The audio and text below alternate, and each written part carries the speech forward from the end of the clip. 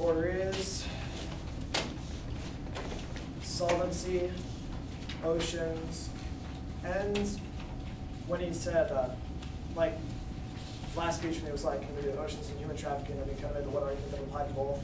I just answered that oceans stuff. Yes. So just solvency, oceans, politics, bubble.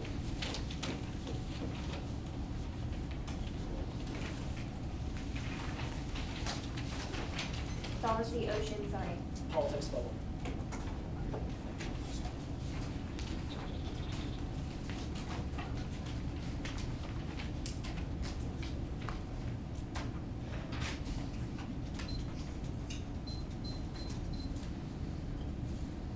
Everyone good?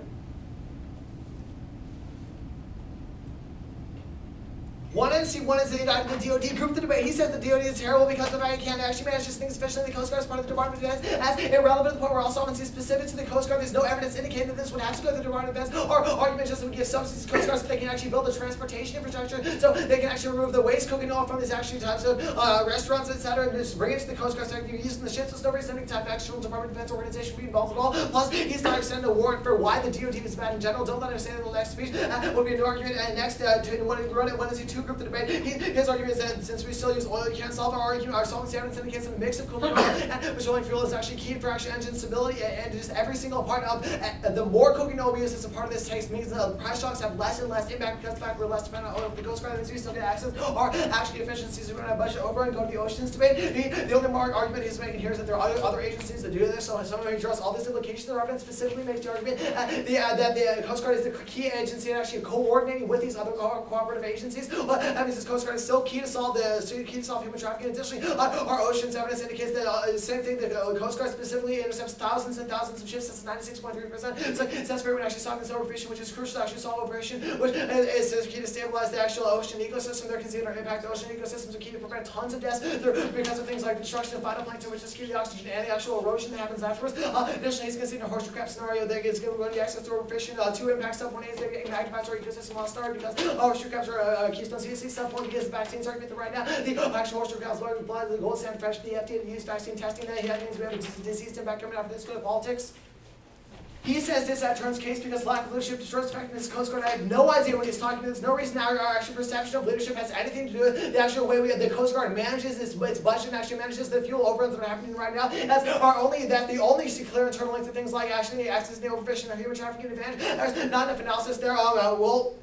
We'll agree with the argument that he concedes the argument that actually dehumanization is the a priori issue. His only response to this is the fact that poverty is a form of dehumanization. That's true. But what is forgotten is that his concession to this argument that dehumanization is a priori issue before the actual biological life is that he's not going to be able to access any impacts off the green bubble disadvantage because his only impact analysis as of now has been one of purely biological death and not poverty. Don't let him make that impact analysis later. And next go to the 2ST5 is the Pakistan is not up for debate. It's healthcare taking precedence. His argument is Pakistan is at the top of the agenda. Usually that would work in this instance. The car that the evidence that Pakistan is at the top of the agenda is non-responsive because his link evidence indicates that only a singular focus upon this actual Pakistan bill lets Obama push this through in order to actually get the lenient version passed. However, he's conceded the healthcare is at the top, and Obama's also focusing on this. That means it's going to non-unique his link on a 2ST6 group debate. We argue that his unique evidence is not conclusive. It only indicates that Obama may pass it now. His only response is to read internal links. Internal links are not an answer to a uniqueness indict. Well, this function means he's conceded this all very, very low risk. Because the fact that this unique is not conclusive. 2ST7 group the debate. That's the fiat immediate. It's not a question of whether or not the plan goes through Congress. Our argument is that since fiat is immediate, the plan does go through Congress and all the congressional processes,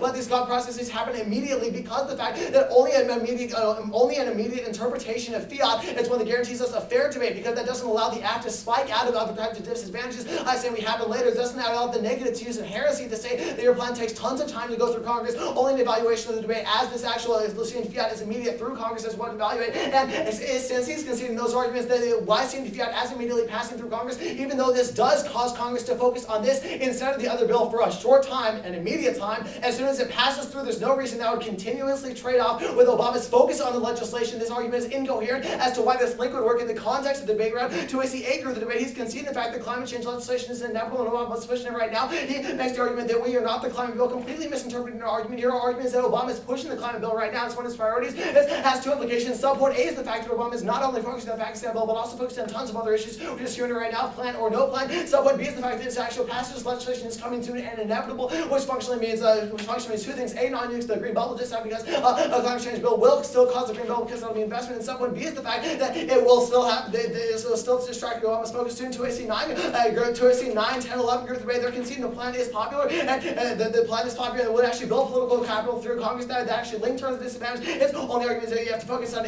ultimate advantage. He's not having adequate response. Let's go to the bubble disadvantage. He's, because first of all, he reads our evidence for us. The Yarrow evidence indicates that there's more capital needed before a green bubble can happen. But that more capital must be in the hands of investors. Just when we give subsidies specifically to the Coast Guard, there's no reason that could be in the hands of investors. Additionally, they argue that there's no reason for why a green bubble would form over the fact that we only give subsidies, even if it's selling, companies. It doesn't make sense to why there's investors cannot invest in restaurant companies for their sale of cooking oil, even if we can see that argument. Additionally, the Coast Guard actually is going to be the one transporting this instead of them having to go to the waste dump, so give it to them for free.